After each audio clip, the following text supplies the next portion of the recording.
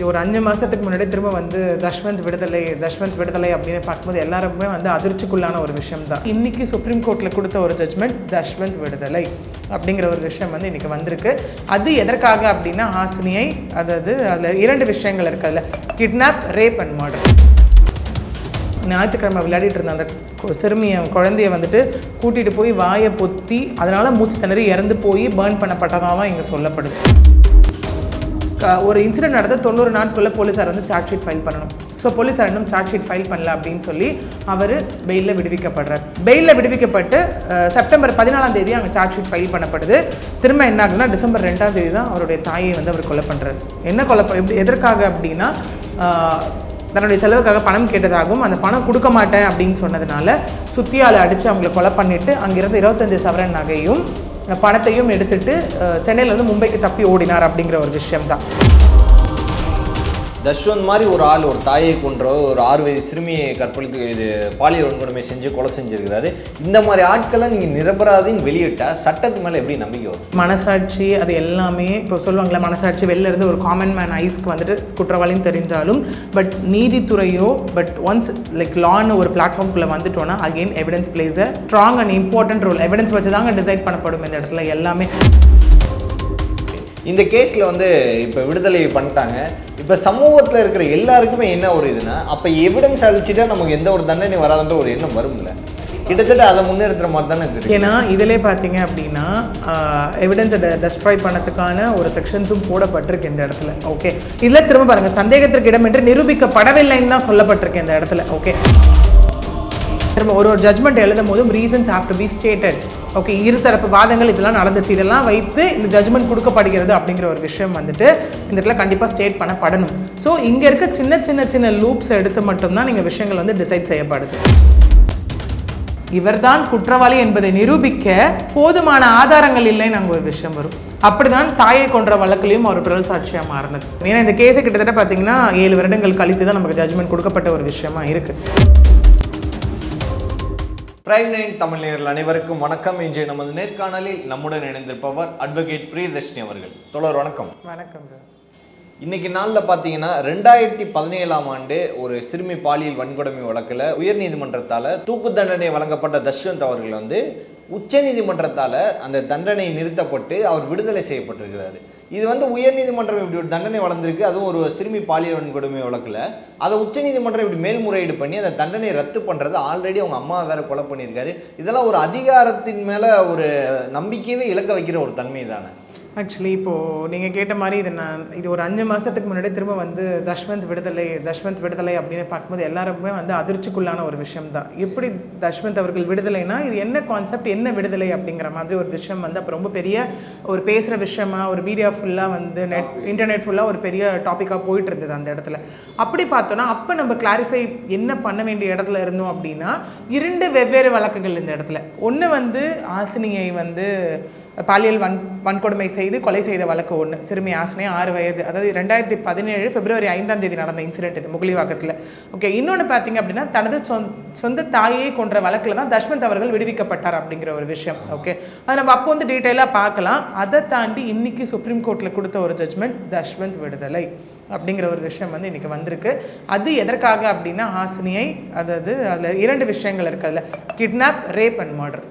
Okay, so இதில் வந்து IBC செக்ஷன்ஸும் போடப்பட்டது, அப்புறம் வந்துட்டு போக்சோவும் போடப்பட்டது. ஏன்னா அப்போது ஐபிசி இந்தியன் பீனல் கோடு இல்லையா. ஸோ 2 ஆக்ட் கீழேயும் வெவ்வேறு செக்ஷன்ஸ் கீழே வந்து முடிவு பண்ணி தான் 46 வருடங்கள் சிறை மற்றும் டெத் பெனால்ட்டி அப்படிங்கிற ஒரு விஷயம் வந்து கொடுக்கப்பட்டது. அதாவது செங்கல்பட்டு மகிழா நீதிமன்றத்தால் வழங்கப்பட்ட ஒரு தண்டனையை மீண்டும் ஹைகோர்ட் உறுதி செஞ்சது இந்த இடத்துல. அதே தாங்க, எந்த வித சேஞ்சஸும் கிடையாது. அப்பீல் போகும்போது அதாவது லைஃப் டில் டெத், அதுதான் அந்த ஒரு விஷயமா இருக்கட்டும், இது எல்லாமே உறுதி செய்யப்பட்டதாக இருந்தது. சுப்ரீம் கோர்ட்டு திரும்ப அப்பீல் போகும்போது சுப்ரீம் கோர்ட் என்ன சொல்லியிருந்தாங்கன்னா, இம்மீடியட்டாக அந்த பெட்டிஷனை அக்செப்ட் பண்ணி அட்மிட் பண்ணி இப்போ அதாவது அட்மிட் பண்ண உடனே டெத் பெனால்ட்டிக்கு மட்டும் இடைக்கால தடை நாங்கள் விதிக்கிறோம். ஓகே, அதாவது டெம்பரவரி இன்ஜெக்ஷன் மாதிரி விதிக்கிறோம். மேற்கொண்டு இந்த கேஸ் வந்து என்ன அப்படிங்கிறது விசாரணைக்கு எடுத்துக்கொள்ளப்படும் அப்படிங்கிற ஒரு விஷயம் வந்து அங்கே பார்க்கப்பட்டது. அந்த விசாரணையின் முடிவில் தான் இன்னைக்கு வந்த ஜட்ஜ்மெண்ட் என்ன அப்படின்னா தஷ்வந்த் அவர்கள் வந்து இந்த கேஸ்லேருந்து விடுதலை அப்படிங்கிற ஒரு விஷயம் இன்னைக்கு வந்திருக்கு. அதான் இது வந்து இப்போ ஹைகோர்ட்னால இந்த தண்டனை வழங்கப்பட்டுருச்சு, அது உறுதி செய்யப்பட்டுருச்சு. சுப்ரீம் கோர்ட் போகும்போது அப்படியே இதே ஆதாரங்கள் தான் அங்கேயே இருக்க போகுது, இதே இது அங்கேயே இருக்க போகுது. பணம் இருந்தால் தப்பிச்சிடலாம் அப்படின்ற ஒரு இது இங்கே விளையாடுதா? இது வந்து எப்படின்னா நீங்கள் சொல்கிற மாதிரி தான் காமனான ஒரு விஷயம். செல்வாக்கு இருந்தால் தப்பிச்சிடலாமா, பணம் இருந்தால் தப்பிச்சிடலாமா அப்படிங்கிறது ஒரு காமனான ஒரு ஐடியாலஜி இந்த இடத்துல. பட் லா என்ன சொல்லுது அப்படின்னா 3 விஷயங்கள் இங்கே எப்படின்னா, நமக்கு எல்லாமே திரும்ப திரும்ப எவிடன்ஸை வச்சு மட்டும்தான் டிசைட் செய்ய போகுது. அதே மாதிரி இந்த இஷ்யூவில் பார்த்தோன்னா அகைன் எவிடன்ஸை வச்சு தான் டிசைட் செய்யப்பட்டது. ஏன்னா நம்ம ரிலேட் பண்ண வேண்டியது அவங்க தாயினுடைய தன்னுடைய சொந்த தாய் சரளா அவர்கள் வந்து கொலை செஞ்சதாக வந்து தஷ்வந்த் அரெஸ்ட் பண்ணப்பட்டார். அந்த டைம்லைனே நம்ம பார்த்தோன்னா February 5 வந்துட்டு இங்கே இவருடைய தந்தை ஆசினி அவங்க தந்தை பாபு அவர் வந்துட்டு மாங்காடு போலீஸ் ஸ்டேஷனில் ஒரு கம்ப்ளைண்ட் கொடுக்குறாரு. தன்னுடைய பெண் வந்து குழந்தை வந்து மிஸ்ஸிங் அப்படின்னு ஒரு கம்ப்ளைண்ட் கொடுக்குறாங்க.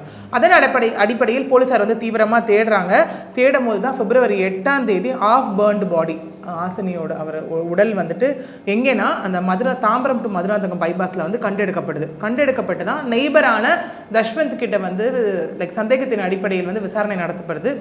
அப்போது தஷ்வந்த் வந்து பார்த்திங்கன்னா அப்போது 26 வயது ஐடி ஊழியர். அவர் வந்து விசாரணை செய்யப்பட்டு என்ன ஆகுது அப்படின்னா அரெஸ்ட் பண்ணப்படுறாரு. இமீடியட்டாக அரெஸ்ட் பண்ணப்பட்டு செப்டம்பர் 12 அவர் பெயிலில் விடுவிக்கப்படுறார். அங்கேயும் ஒரு லூப் வந்து பயன்படுத்தப்படுது. என்ன அப்படின்னா ஒரு இன்சிடென்ட் நடந்து 90 நாட்குள்ளே போலீஸார் வந்து சார்ஜ் ஷீட் ஃபைல் பண்ணணும். ஸோ போலீஸார் இன்னும் சார்ஜ் ஷீட் ஃபைல் பண்ணல அப்படின்னு சொல்லி அவர் பெயிலில் விடுவிக்கப்படுறார். பெயிலில் விடுவிக்கப்பட்டு செப்டம்பர் 14 அங்கே சார்ஜ் ஷீட் ஃபைல் பண்ணப்படுது. திரும்ப என்ன ஆகுதுன்னா டிசம்பர் 2 தான் அவருடைய தாயை வந்து அவர் கொலை பண்ணுறார். எப்படி எதற்காக அப்படின்னா தன்னுடைய செலவுக்காக பணம் கேட்டதாகவும் அந்த பணம் கொடுக்க மாட்டேன் அப்படின்னு சொன்னதுனால சுத்தியால் அடித்து அவங்களை கொலை பண்ணிவிட்டு அங்கிருந்து 25 சவரன் நகையும் பணத்தையும் எடுத்துட்டு சென்னையிலேருந்து மும்பைக்கு தப்பி ஓடினார் அப்படிங்கிற ஒரு விஷயம் தான். இது டிசம்பர் 2 இந்த இன்சிடென்ட் நடக்குது. டிசம்பர் 6 பார்த்தோம் அப்படின்னா தஷ்வந்த் திரும்ப வந்து தாயை கொன்றதாக அரெஸ்ட் செய்யப்படுறார். அரெஸ்ட் செஞ்சவர் வந்து 7 சென்னை போலீஸ் கிட்ட வந்து எஸ்கேப் ஆகுறாரு. எஸ்கேப் ஆகிட்டு மும்பை போகிறாரு. மும்பையிலேருந்து தாராவியில் டிசம்பர் 8 வந்து அவர் அரெஸ்ட் பண்ணப்படுறார். அரெஸ்ட் பண்ணப்பட்டு டிசம்பர் 18, 2017 வந்து இந்த சிறுமி வந்து பாலியல் கொலை வழக்கில் வந்து அவர் ட்ரையல் ஸ்டார்ட் ஆகுது. ஒரு கேஸ் வந்து ட்ரையல் கமென்ஸ் ஆகி February 19, 2018 தஷ்வந்த் தான் குற்றவாளி அப்படின்னு மகிழா நீதிமன்றம் வந்து தண்டனை விதிக்குது. இதுதான் கொடுக்கப்பட்ட டைம்லைன். ஓகே, இதில் முதல் விஷயமா பார்த்தோம் அப்படின்னா தாயை கொன்ற வழக்கில் வந்துட்டு அவங்க தந்தையே பிறல் சாட்சியாக மாறுறாங்க. ஓகே, அதாவது இங்கே நீதிமன்றமே சொன்ன ஒரு விஷயம் என்ன அப்படின்னா, என்னதான் 2வது சாட்சியம் வந்து ஸ்ட்ராங்காக இருந்தாலும் முதல் சாட்சி அங்கே ஸ்ட்ராங்காக இல்லை. ஹாஸ்டல் விட்னஸாக மாறுறது, முன்னுக்கு பிறனா சொன்னதை மாற்றி பேசுறது, போலீஸ் கம்ப்ளைண்ட்டில் ஒன்று இருக்கும், ஸ்டேட்மெண்ட்டில் ஒன்று இருக்கும், கோர்ட்டில் கூப்பிட்டு கிராஸ் பண்ணுறப்போ ஒரு விஷயம் இருக்கும். பிறல் சாட்சியாக மாறினதுலாம் அவர் வந்து அந்த இடத்துலேருந்து முற்றிலுமாக தாயை கொன்ற வழக்கிலேருந்து அவர் விடுவிக்கப்படுறாரு இந்த இடத்துல. அதே மாதிரி ஆசினி கொலை வழக்கில் பார்த்தோம் அப்படின்னா 30 விட்னஸ் சாட்சியங்கள் விசாரிக்கப்பட்டாங்க. 45 டாக்குமெண்ட் சப்மிட் பண்ணப்பட்டது. 19 piece of material evidence submit பண்ணப்பட்டது. ஓகே, இதெல்லாம் வச்சு தான் மகிழா நீதிமன்றம் வந்து நான் சொன்ன மாதிரி ஐபிசி அண்ட் போக்சோ செக்ஷன்ஸ் கீழே வந்து இது பண்ணப்படுறாங்க. அது மட்டும் இல்லாமல் ஃபாரன்சிக் எக்ஸ்பர்ட்ஸோட ரோலுமே ரொம்ப பெருசு. ஏன்னா நம்ம எவிடன்ஸ்ன்னு சொல்லும் போது நாட் ஒன்லி ஒரு எவிடன்ஸ் வச்சு டிசைட் பண்ண மாட்டாங்க. விட்னஸ் ஒரு பக்கம், primary evidence, secondary evidence, circumstantial evidence, இந்த மாதிரி டிஜிட்டல் எவிடன்ஸ், இந்த மாதிரி நமக்கு வந்து ஸ்டேஜஸ் ஆஃப் எவிடன்ஸஸ் இருக்கும். ஓகே, இதெல்லாம் வச்சு தான் டிசைட் செய்யப்படும். அப்படி இருக்கும் போது தான் எப்படி இறந்தது அந்த சிறுமி தான் அப்படின்னு கன்ஃபார்ம் பண்ணுறாங்க அப்படின்னா, ஆஸ் பர் ரெக்கார்டு என்ன சொல்கிறாங்கன்னா, அந்த ஆஃப் பர்ன்டு பாடின்னு நம்ம சொன்னோம் இல்லையா, அங்கேயே ஸ்பாட் போஸ்ட்மார்ட்டம் வந்து பண்ணப்படுது. அந்த ஸ்பாட் போஸ்ட்மார்ட்டம் பண்ணப்போ அந்த பற்களும் முடியையும் வைத்து அந்த பேரண்ட்ஸோட மேட்ச் பண்ணி இவங்க தான் அந்த சிறுமி அப்படின்னு சொல்லி அங்கே கண்டுபிடிக்கப்படுறதா அந்த ட்ரேசஸ் வச்சு இந்த டிஎன்ஏ மேட்ச் ஆகிறதுனால இவங்க தான் அந்த சிறுமின்னு சொல்லி கன்ஃபார்ம் பண்ணி அவங்க வந்து கேஸ் போட்டதான் வந்து இங்கே சொல்லப்படுது. அப்படி கேஸ் போட்டதின் அடிப்படையில் தான் நான் சொன்ன மாதிரி IPC sections and then POCSO sections இங்கே போடப்படுது. ஓகே, அதுதான் இந்த 46 வருடங்கள் டெத் பெனால்ட்டி கொடுக்கப்படுது. அதாவது 363 kidnap, 366 kidnapping and abduction, 354B வந்துட்டு அசால்ட் கிரிமினல் ஃபோர்ஸ் யூஸ் பண்ணி. ஏன்னா ஞாயிற்றுக்கிழமை விளையாடிட்டு இருந்த அந்த சிறுமியை குழந்தைய வந்துட்டு கூட்டிகிட்டு போய் வாயை பொத்தி அதனால் மூச்சு திணறி இறந்து போய் பேர்ன் பண்ணப்பட்டதாக தான் இங்கே சொல்லப்படுது. ஓகே, அப்படி அதற்கான செக்ஷன் 302 மர்டர் கொலை செஞ்ச ஒரு விஷயம். தென் 201 வந்து ஒரு எவிடன்ஸை வந்து அழிக்கிறதுக்கான ஒரு விஷயங்களை பண்ணுறது. அப்புறம் போக்சோவில் வந்து section 8 red with section 7, 6, 5 clause M இதெல்லாம் சேர்ந்து தான் போடப்பட்டு தான் இந்த இடத்துல வந்து ஒவ்வொன்றுத்துக்கும் 15 வருடங்கள், 10 வருடங்கள், 7 வருடங்கள் இது எல்லாம் ஒட்டுமொத்தமாக சேர்த்து தான் இந்த பனிஷ்மெண்ட் கொடுக்கப்படுது. இது வந்து கேஸோட என்ன நடந்ததுன்ற ஹிஸ்ட்ரி. ஓகே, நீங்கள் கேட்ட மாதிரி எதை வச்சு ஒருத்தவங்க குற்றவாளி இல்லை அப்படின்னு நிரூபணமாகுது அப்படின்னா 3 விஷயங்களை வச்சு. ஒன்று, இவர் தான் குற்றவாளி அப்படின்னு நிரூபணம் ஆகிடும். அதாவது ஒரு கேஸ் கமெண்ட்ஸ் ஆகுதுன்னா ட்ரையல் வரும், அதுக்கப்புறம் பார்த்தீங்கன்னா எவிடன்சஸ் எல்லாம் சப்மிட் பண்ணுவாங்க, ஆர்குமெண்ட் இருக்கும், கிராஸ் இருக்கும், இந்த மாதிரி பல்வேறு கட்டங்களை வச்சு ஃபைனலாக எல்லாத்தையும் ஸ்க்ரூட்டனைஸ் பண்ணப்பட்டு தான் ஒரு ஜட்ஜ்மெண்ட் கொடுக்கப்படும். அப்படி கொடுக்கப்பட்டது தான் மகிழா நீதிமன்றமும் ஹைகோர்ட்டும் கொடுக்கப்பட்ட ஒரு விஷயம். நடுவில் ஒரு விஷயமும் நடந்தது, என்னன்னா இவர் மீது குண்டாஸும் போடப்பட்டது. பட் ஹைகோர்ட் வந்து அந்த குண்டாஸை வந்துட்டு ரத்து செஞ்சுட்டாங்க அந்த இடத்துல. ஸோ நான் சொன்ன மாதிரி இவர் தான் குற்றவாளின்றது எல்லாமே கிளியராக இருக்கும். ஓகே, இன்னொன்று எவிடன்ஸ் எல்லாம் பேஸ் பண்ணி எல்லாமே இருந்தாலும் ப்ராப்பராக ப்ரூவ் பண்ண முடியல அப்படின்னா இவர் குற்றவாளி இல்லை அப்படின்னு வந்துடும். இன்னொன்று என்ன அப்படின்னா இவர் தான் குற்றவாளி என்பதை நிரூபிக்க போதுமான ஆதாரங்கள் இல்லைன்னு அங்கே ஒரு விஷயம் வரும். அப்படிதான் தாயை கொன்ற வழக்கிலையும் அவர் பிறல் சாட்சியாக மாறினது. ஓகே, இங்கேயுமே இந்த கேஸ்லையுமே சுப்ரீம் கோர்ட் என்ன சொல்லியிருக்காங்க அப்படின்னா சந்தேகத்திற்கு இடமின்றி நிரூபிக்கப்படவில்லை, அதாவது with doubt with no doubt அப்படிங்கிற இது இருக்கும் இல்லையா, அப்படி வந்து சந்தேகத்துக்கு இடமின்றி லைக் அஷ்யூர்டாக இவர் தாங்க அப்படின்னு நிரூபிக்கப்படாத காரணத்தினால் இவர் குற்றவாளி இல்லை என்பதை தீர்மானித்து விடுவிப்பு. அப்போ வேற யார் அந்த குற்றம் பண்ணியிருப்பா? அதுதான் விஷயம். இப்போ அடுத்த கட்டமான இன்வெஸ்டிகேஷன் தான். இப்போ இவரெல்லாம் யாரோ ஒருத்தர் இருக்குல்ல, இப்போ கண்டிப்பாக ஒரு தாயை கொன்ற வழக்கில் இவர் இல்லை அப்படின்னா வேற யாராவது இருக்குல்ல அந்த இடத்துல கண்டிப்பாக. அதுவும் இத்தனை வருஷம் எந்த ஒரு இதுவும் நடக்கும். ஏன்னா இந்த கேஸை கிட்டத்தட்ட பார்த்தீங்கன்னா 7 வருடங்கள் கழித்து தான் நமக்கு ஜட்ஜ்மெண்ட் கொடுக்கப்பட்ட ஒரு விஷயமா இருக்குது இல்லையா. ஸோ அப்படி இருக்கும் அதை வச்சு தான் இப்போது சுப்ரீம் கோர்ட் வரைக்கும் வந்து இன்னைக்கு கொஞ்சம் ஐ திங்க் ஃபியூ மினிட்ஸ் முன்னாடி இந்த ஜட்ஜ்மெண்ட் வந்து இங்கே கொடுக்கப்பட்டிருக்கு. ஏன்னா இதுதான் ஃபைனல் வேர்டிக்டாக அந்த இடத்துல கொடுக்கப்பட்ட ஒரு விஷயமா இருக்குது. ஏன்னா ஹைகோர்ட்னால அதே சாட்சியங்கள், ஏன்னா அம்மாவோட கொலை வழக்கில் பிறல் சாட்சி மாறிச்சு, ஓகே, பாலியல் வன்கொடுமை வழக்கில் எந்த ஒரு சாட்சியும் மாற்றப்படாமல் அதே சாட்சி அடிப்படையில் தான் வழங்கப்பட்டது. ஹைகோர்ட்டில் அந்த சாட்சி அடிப்படையில் வழங்கப்பட்டது, எப்படி சுப்ரீம் கோர்ட்டில் மாறும்? இங்கே எப்போவுமே ஒரு பர்சன் வந்து it is a basic right of a person. Okay, ஏன்னா நம்ம வந்து ஆக்டில் வந்து ரைட்ஸ் ஆஃப் அன் அரெஸ்டட் பர்சனும் ஒரு கான்செப்ட் இருக்குது. ஓகே, ஸோ நம்ம லா வைஸ் பார்க்கும்போதுனா லோவர் கோர்ட்டில் ஒரு ஜட்ஜ்மெண்ட் தராங்கன்னா அதை அப்பீல் பண்ணிவிட்டு ஹைகோர்ட் போவாங்க. ஓகே, இப்போ ஹைகோர்ட்டில் வருதுன்னா அதை அப்பீல் பண்ணிவிட்டு சுப்ரீம் கோர்ட் போவாங்க.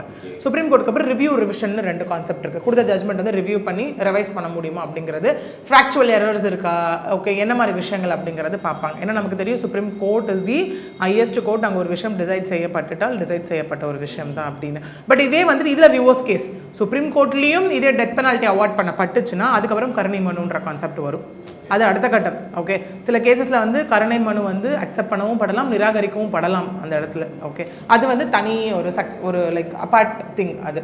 பட் இந்த கேஸில் பார்த்தோம் அப்படின்னா எங்கே வந்துட்டு அந்த ஒரு விஷயங்கள் டிசைட் பண்ணப்படுனா அகெயின் பேஸ்ட் ஆன் எவிடன்ஸ் தான். ஓகே, எவிடன்ஸில் ஏதாவது லூப்ஸ் இருக்குது, ஓகே, இதை வந்துட்டு டிசைட் பண்ண லோவர் கோர்ட்ஸ் வந்து ப்ராப்பராக கன்சிடர் பண்ணல, ஓகே, அப்படிங்கிற மாதிரி சொல்லி தான் அங்கே மனுவே போடுவாங்க. இந்த சாட்சியங்களை வந்து விசாரிக்க தவறிட்டாங்க, இந்த சாட்சியங்களை சரி பார்க்காம இந்த ஜட்ஜ்மெண்ட் கொடுத்துட்டாங்க அப்படிங்கிற மாதிரி ஒரு சின்ன விஷயத்தை எடுத்து தான் அப்பீல்ன்ற கான்செப்டே அந்த இடத்துல போகும்.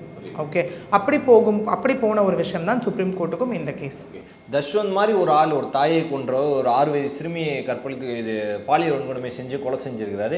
இந்த மாதிரி ஆட்களை நீங்கள் நிரபராதின்னு வெளியிட்டால் சட்டத்து மேலே எப்படி நம்பிக்கை வரும்? இப்போ ஆல்ரெடி அது வந்து ஐ திங்க் ஸ்டார்ட் ஆகிடுச்சுன்னு நினைக்கிறேன் இல்லையா. ஏன்னா வந்துட்டு ஆல்ரெடி தாயை கொன்ற வழக்கிலையாக இருக்கட்டும் இதுவாக இருக்கட்டும் லைக் எப்படி ஆச்சுன்னா இந்த வழக்கில் தான் இப்படி ஆச்சு, சுப்ரீம் கோர்ட் போனால் வந்து கண்டிப்பாக எந்த வித சேஞ்சஸும் வரப்போகிறது இல்லை அப்படிங்கிற மாதிரி தான் இருந்தது. மனசாட்சி அது எல்லாமே இப்போ சொல்லுவாங்களே, மனசாட்சி வெளில இருந்து ஒரு காமன் மேன் ஐஸ்க்கு வந்துட்டு குற்றவாளின்னு தெரிஞ்சாலும் பட் நீதித்துறையோ ஒன்ஸ் லைக் லான்னு ஒரு பிளாட்ஃபார்ம்குள்ளே வந்துட்டோன்னா again evidence plays a like strong and important role. Evidence வச்சு தாங்க டிசைட் பண்ணப்படும் இந்த இடத்துல எல்லாமே. ஏன்னா ஒரு எஃப்ஐஆர் போடுறதும் ஒரு சார்ஜ் ஷீட் போடுறதும் அது குவாஷ் செய்யப்படுறதும் ஓகே, அப்புறம் ட்ரையலில் போய் உங்கள் நிரபராதி உங்கள் குற்றவாளின்னு ஆகிறது எல்லாமே எதை வச்சு? எவிடன்ஸை வச்சு தான். இதே விஜய் சித்ரா கேஸில் என்ன ஆச்சு நமக்கு? அதில் போகும்போது இவர் குற்றவாளி என்பதை நிரூபிக்க போதுமான ஆதாரங்கள் இல்லைன்னு தான் நாங்கள் வந்துச்சு. ஓகே, அப்படி இருக்கும்போது எவிடன்சஸ் வச்சு மட்டும் இது அன்ஆனசிட்டி கேஸில் அவர் மேலே எவிடன்சஸ்லாம் ஸ்ட்ராங்காக இருந்தால் தான் குண்டாஸ் போடப்பட்டு இன்றைக்கும் அவர் சிறையில் இருந்துட்டு இருக்கார் இல்லையா. ஸோ இந்த மாதிரி எவிடன்சஸை வச்சு மட்டும்தான் ஒரு விஷயம் டிசைட் ஆகும் when it comes to law and law like legal platform. But ஆனால் நீதித்துறை மேலே இது மாதிரி இது என்ன சொல்கிறது அவப்பெயர்கள் வந்தாலும் பரவாயில்ல, எவிடன்ஸ் தான் முக்கியம். இங்கே அகெயின் இப்போ தான் நீங்கள் வரீங்க ஆக்சுவலி எதாவது நான் சொல்ல வரேன். மனசாட்சி இப்போ ஒரு விஷயம் எப்படி ஜட்ஜ்மெண்ட் டிசைட் செய்யப்பட்டோன்னா ஆக்ட் என்ன சொல்லுது, அது செக்ஷன்ஸ் என்ன பனிஷ்மெண்ட் சொல்லுது அப்படிங்கிறது ஒன்று இருக்குது. ரெண்டாவது வந்து பிரசிடென்ட்னு ஒரு கான்செப்ட். இதே மாதிரியான உதாரணமான கேசஸில் ஏதாவது ஜட்ஜ்மெண்ட்ஸ் கொடுத்துருக்காங்களா அதை மேற்கொள்ளிட்டு காட்டின்னு ஒன்று. மூணாவது justice, good conscience and equity. மனசாட்சியும் வைத்து தான் ஒரு விஷயம் டிசைட் செய்யப்படும். Okay, but law Indian legal system ஒரு வடிவமைக்கப்பட்ட விஷயம் அதுதான். As per constitution law and other acts என்ன சொல்லுதுன்னா எவிடன்ஸ் என்ன சொல்லுது, எவிடன்ஸ் இவங்களுக்கு அகெயின்ஸ்டாக இருக்கா, இவங்களுக்கு லைக் ஃபேவராக இருக்கா, என்ன மிஸ் ஆகுது, இதை வைத்து மட்டும்தான் ஒரு விஷயம் டிசைட் செய்யப்படுகிறது. இந்த இடத்துல மனசாட்சி பிளே ஆகாது.